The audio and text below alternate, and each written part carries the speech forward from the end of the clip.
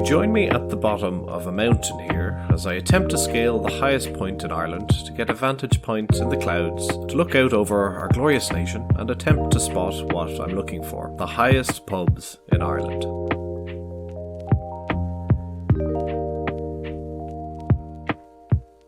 Welcome to Publin, a podcast about the culture, history and heritage of pubs at home and abroad.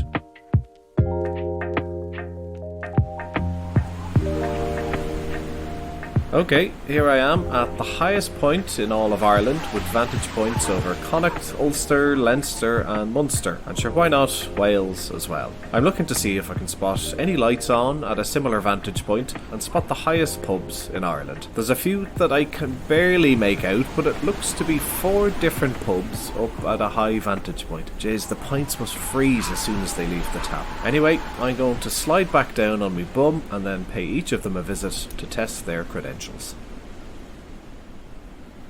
Well now, I've thawed out and I'm ready to seriously delve into what the highest pubs in Ireland are and what pub can claim the highest elevation. The pubs in this episode are included solely on the basis of claims made by the pubs either today, in the past, or on their behalf by others. I'd love to have the ability to write a programme that would automatically sort through the pubs of Ireland and using Google Earth give a list of those at the highest elevations. But that's a task for someone with more skill with a computer than I. For now, we'll just have to rely on the written record. For symmetry's sake, I had hoped to have a pub in every province of Ireland, but sadly there is no contender from Connacht, or no pub that makes the claim, at least. The first 2 of our pubs are in Leinster, with the first in Wicklow, Roundwood to be exact. Kavanagh's Vartry House, or simply the Vartry House as it once was, has for decades made a bold claim in print on the side of the building, proudly proclaiming this to be the highest pub in Ireland. An article from 1962 queries if it is indeed the highest pub in Ireland and states that the claim is printed boldly on the walls of the pub. In that article, they state that the pub is at an elevation of 740 feet above sea level, but also ponder a rumour that they had heard about a higher pub on the Cork and Kerry border. An advert for the sale of the pub from the preceding year, 1961, has a photograph of the frontage of the pub with "Highest Pub in Ireland," the claim upon it. Presumably it was easier to make this claim in the 60s when the investigative work one would have to do to find the reality of the situation was a bit harder.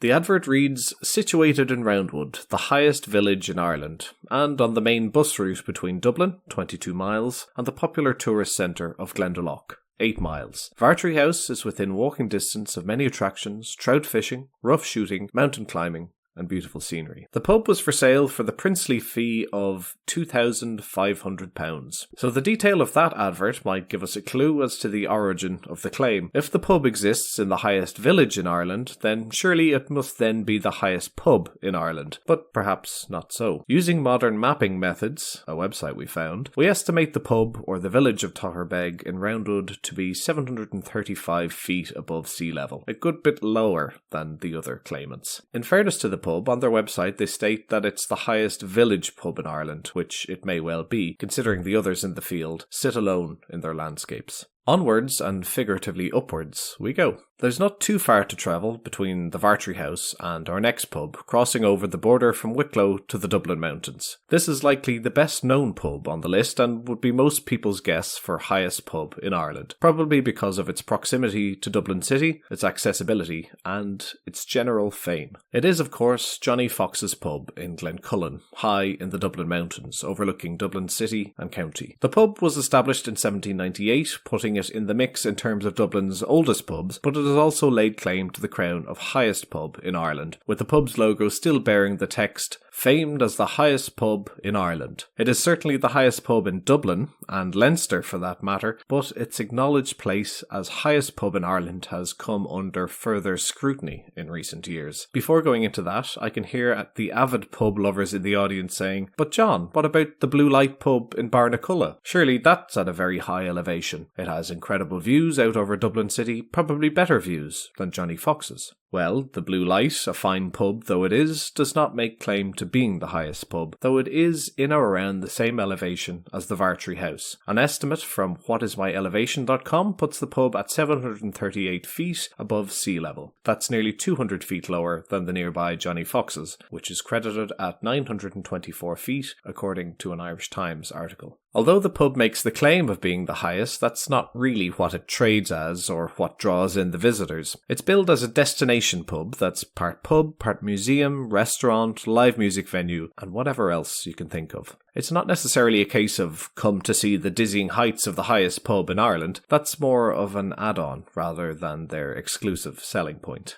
So does that mean that the pub has given up what was once thought to be their crown and accepted their place as perhaps the third highest on the island of Ireland? Certainly not. As you can see from the Vartry House's example, you must stick to your guns and perhaps slightly alter your claim. I think being the highest pub in Dublin and Leinster is probably good enough to draw people in. It's north we now must head towards the next pub on our list that gives any other pub in the country a go for their money. Before we introduce this pub, we have to set the scene with a piece of music.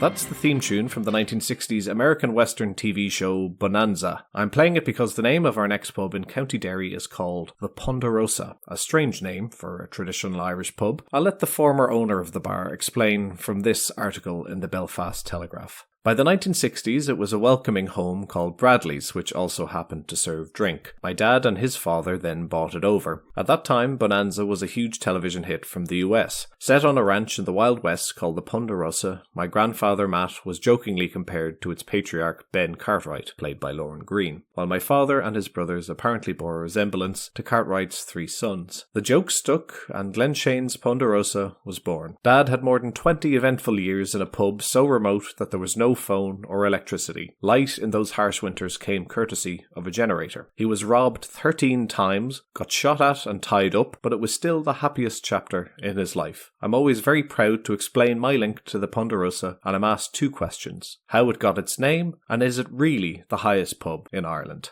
The pub exists on the Glenshane Pass of the Sperrin Mountains between Derry and Belfast, apparently since 1858 in a different form under the name Buchanan's before its purchase, renovation and reopening in 2014. The elevation of the pub was to be a big selling point for the new owners and to any potential customers, making it another destination pub for drinks but also food and entertainment, much like its altitudinal competitor Johnny Fox's. The pub has a beer garden, and you can bet it's not walled in, so it gives people a panoramic view around the pass and the Sperrins for miles around. In 2020, a bar adjacent to the Ponderosa opened with the slightly more traditional name of Paddy Joe's. And just how high is this pub, and how does it compare with the Vartry House and Johnny Fox's? Well, the Belfast Telegraph makes this claim on behalf of the pub. Ordnance Survey maps prove it is officially the highest pub in Ireland, sitting at 946 feet above sea level amid the Sperrin Mountains, higher than the renowned Johnny Fox's in the Dublin Mountains, which has attracted millions of sightseers, including international celebrities, over the years. That would put it a mere 22 feet higher than Johnny Fox's. We might have to call in the Ordnance Survey people to give us an official measurement on these pubs to settle the debate, but before we do that, there is one more pub that will have a say on just who is the highest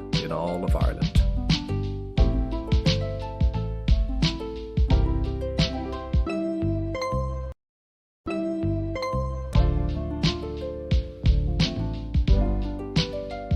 Without as much fanfare or custom, but with more supporting evidence, a Munster pub has got the title sewn up. It's seemingly acknowledged around Ireland, except perhaps by the other competing pubs in this competition. It is Creedon's Top of Coombe, in an area called Kilgarvan, a short drive from Killarney in County Kerry. At 1,045 feet above sea level, this pub towers above all others in the locality and across the island of Ireland. The pub's website claims that it has been in the same family for 5 generations and does seem to be geared towards locals as much as it is tourists, perhaps even weighted more towards locals. From their website, you can see that local GAA teams hold meetings and celebrations here, and they also play host to darts and even sheep shearing competitions, as well as traditional music sessions. The pub was destroyed by a fire in 2012, but luckily was rebuilt and reopened in 2014 for new generations to continue on the tradition. A video about the reopening of the pub in that year from the Irish Examiner went viral because of the thick accents of the locals interviewed in the piece. I'd imagine that it's a linguist's dream to hear accents like this intact in a globalised world. I'll play a snippet from it here for you now, but audiences from abroad can rest assured that I also have very little idea what is being said in this clip. What does the reopening of the pub in Coombe mean to you?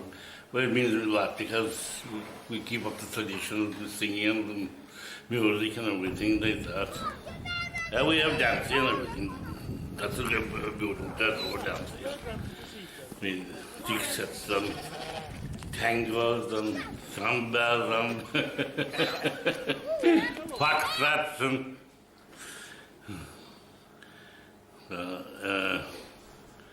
everything is right now. We're back to the square one again. Wise words. The pub is mentioned in a 1949 travelogue called Sweet Cork of Thee by Robert Gibbings. Gibbings enters the pub when it was owned by Hannah McCarthy and gives this account. Hannah claims that her pub is the highest in Ireland. It is certainly on high ground, about 1,000 feet above sea level, with the Cork and Kerry boundary running almost through her kitchen. Over its door is the inscription, 7 days, Hannah McCarthy licensed to sell spirits and be consumed in premises. As hotels go, it is a small one, not much more than a room and a half on the ground floor, with probably the same accommodation upstairs. In the smaller room below is a bar, in the larger one an open fireplace with an iron crane from which hang the usual pots for spuds or mash for the animals. There are chairs and a wooden settle for visitors. "You're high up in the world," I said to Hannah as I went in. "'Tis only a small little step from here to heaven," she said. "'Tis cold today," I said. "'Tis colder in the winter," she replied. Pub discussions about the weather in Ireland are inescapable in any century. The book goes on to tell a story of how Hannah was attempting to make a match for some of her bachelor farmer customers, some of whom were a bit shy. So while you might not have met your partner directly in the pub, it was still a link to being set up. So that all more or less settles the debate. 4 pubs went toe-to-toe and one has come out the victor. That is, unless there's some form of steward's inquiry or new mapping evidence comes to light to dispute any of these findings. I tried using multiple mapping websites to give accurate estimations of each location, but they were, to be frank, all over the shop. That's not where our story ends, however. They are the highest Irish pubs in Ireland itself, but as we all know, there's a huge diaspora of Irish pubs and bars all over the world, and it just so happens that there's Irish pubs on the highest peaks as well as in the lowest valleys. Take, for example, Paddy Flaherty's Irish pub in Cusco, Peru, which makes the claim of being the highest Irish-owned pub in the world. It stands at an elevation 11 times higher than Creedon's pub in Kerry at a whopping 11,000 feet. You'd imagine that the pints might go to your head a bit quicker in a pub like this. The pub was established in 1996 and sells a few Irish favourites including Guinness and Jameson. Who says that stout doesn't travel well? From the photos, the pub actually looks fairly nicely furnished and does a good job at recreation from such a distance from Ireland. I suppose that's a product of it being Irish owned. So I'm sure you've guessed that there's a reason why they've used the proviso highest Irish-owned pub in the world. That's because there is indeed a higher Irish pub in the world, and it's simply called Irish Pub. So that might suggest that it's more trading on the crack than being an authentic reproduction. But it's the location of this pub that makes it very interesting. The pub is in Namche Bazaar in Nepal, a town right beside the base camp at the foot of Mount Everest, one of the last stops for a drink before scaling this huge mountain. The pub sits at 11,286 feet above sea level, just pipping Paddy's and Cusco to the title. The town boasts a population of 1,600, but this is inflated on a regular basis by Sherpas coming from Tibet for the weekly market, and of course a steady stream of hikers on the way to Everest Base Camp. Putting together an Irish bar in this location is an altogether different task to any other in the world. Everything from the pool table to the Guinness and Jameson and bric-a-brac on the walls has to be carried up by hand and foot from the nearby town where the supplies are flown in. We won't say too much more on these 2 pubs as we're hoping to do episodes on them in the future. A few weeks ago we sent postcards out to the far corners of the world to far-flung Irish bars in the hope that they would get back to us and we could have a chat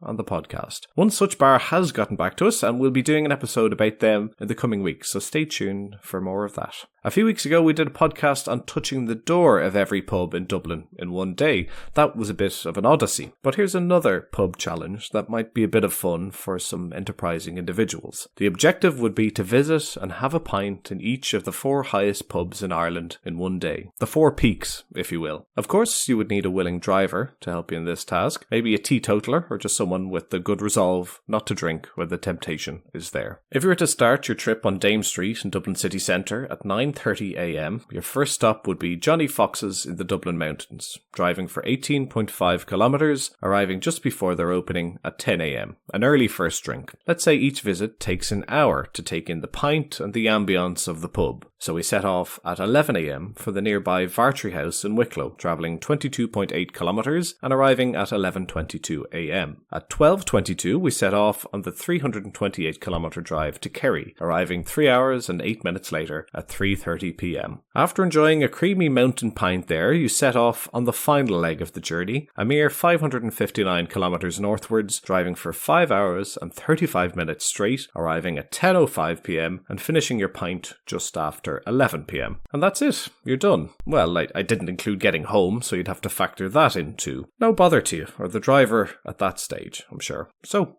who's up for it? There we have it. 4 pubs in Ireland and 2 outside, all at high elevations, all serving Irish staples and being a home to the local community and a temporary home to tourists and weary travellers. Thanks for listening to this episode of the Publin Podcast. That's it for this week, but I've got a slate of new episodes on the way that I think you'll really enjoy. If you were to rate, share, or subscribe to the podcast, it would be a big boost for us. You can get in touch with me, John, via publinie@gmail.com with any comments, queries, or memories of pubs you might have. Thanks again, and as always, sláinte.